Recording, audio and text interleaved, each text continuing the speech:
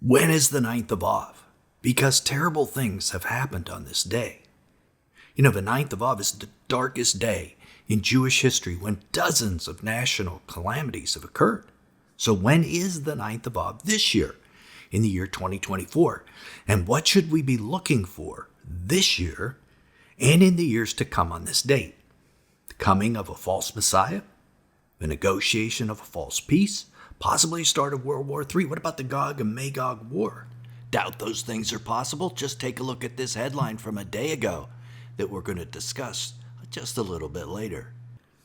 Now, historically, very bad things have happened on the 9th of Av. Let's look at a few.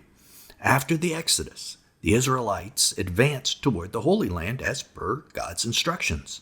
Moses sent 12 spies into the land to decide if it was the right time to invade. 10 of the 12 returned with what the Bible calls a bad report. They didn't trust God, didn't invade, and the Hebrews didn't take the land as they were supposed to.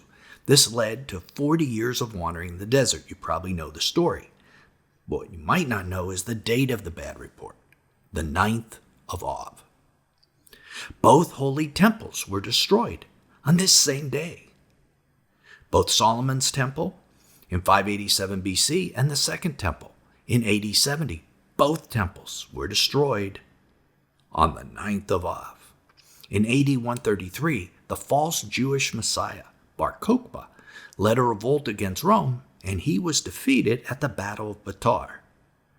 On this date, the 9th of Av. 1 year later, the Romans plowed over the Temple Mount on the 9th of Av.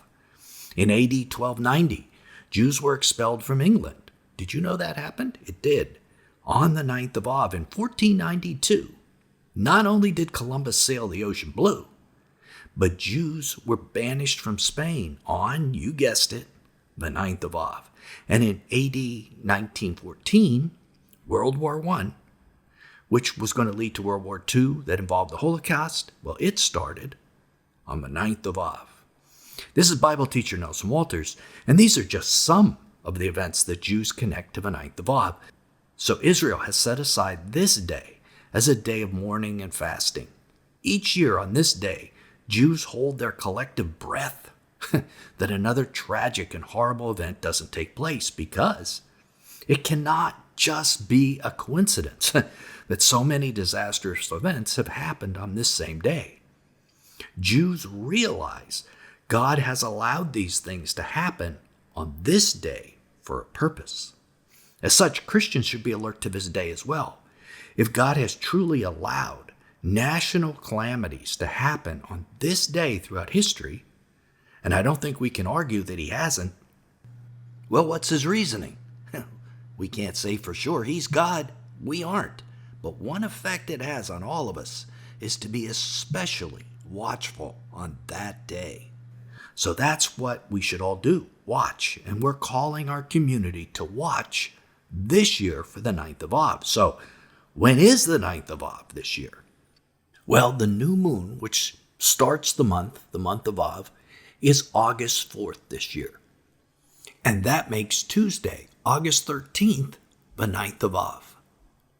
Now, some Jewish calendars won't indicate that day, but basing it on the lunar cycles, like the ancients did, that is the day. Will anything of prominence take place that day, or a day before, a day after? Because, of course, we could be wrong about what the 9th of Av is. Given that we are now at the time of the end and are quickly approaching the tribulation, we should come up to that day with cautious expectation that something might happen.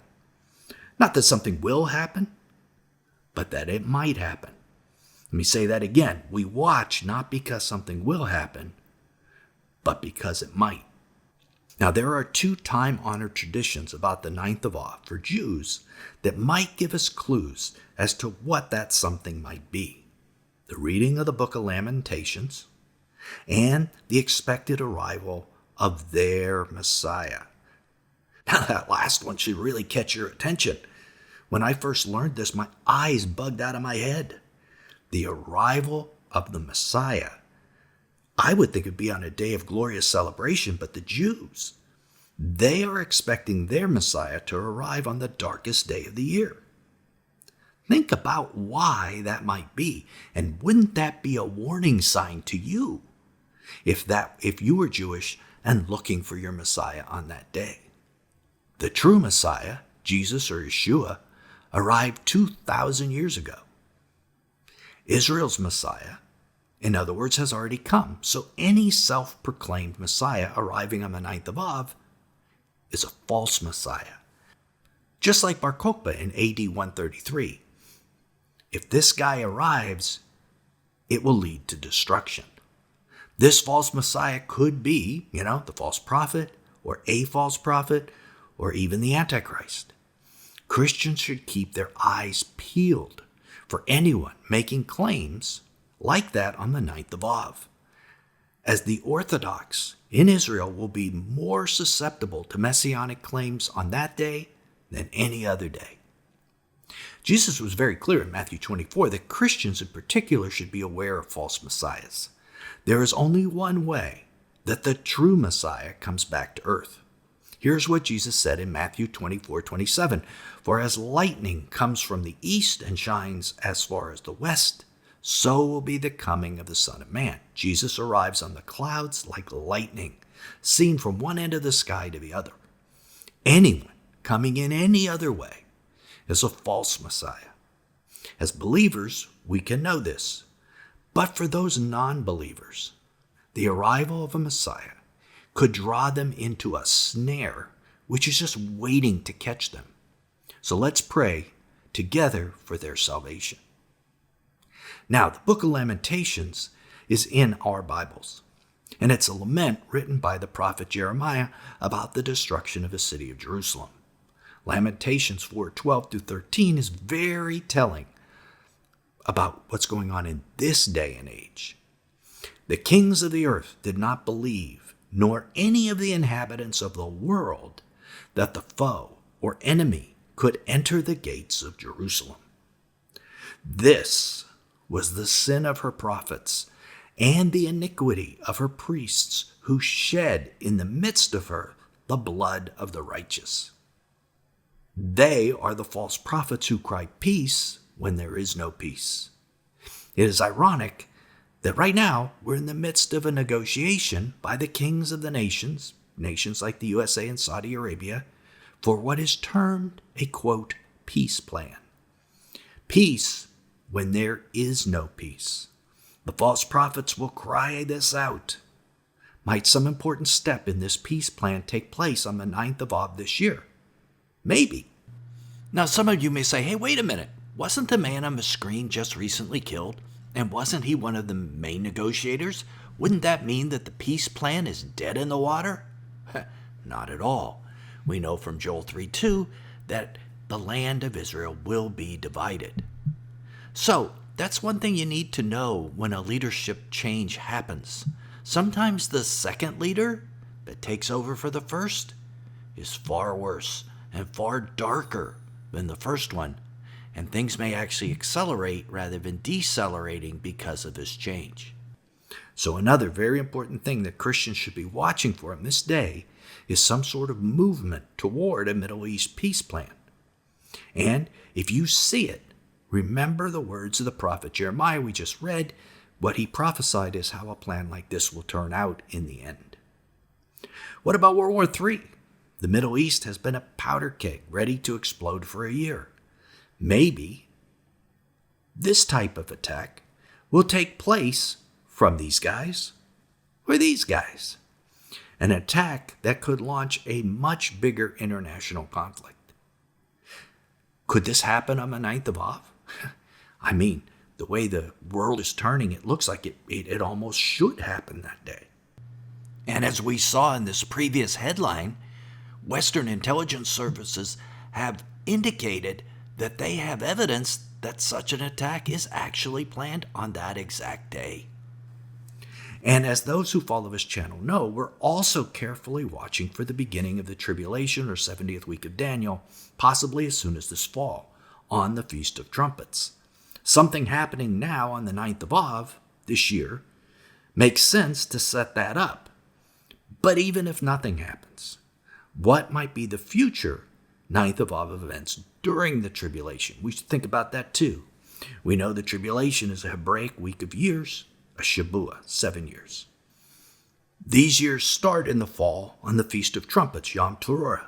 That places the midpoint in the spring during Passover, first fruits. So major events detailed in Daniel 9:27, the covenant with the many and the abomination of desolation, have to happen in the fall and in the spring. The ninth of Av is always in the summer, so these major events aren't possible on this date. But other things are. Before we get into them, think about that thing about summer. What did Jesus say about the fig tree? When we see the fig tree sprout leaves, know that summer is near.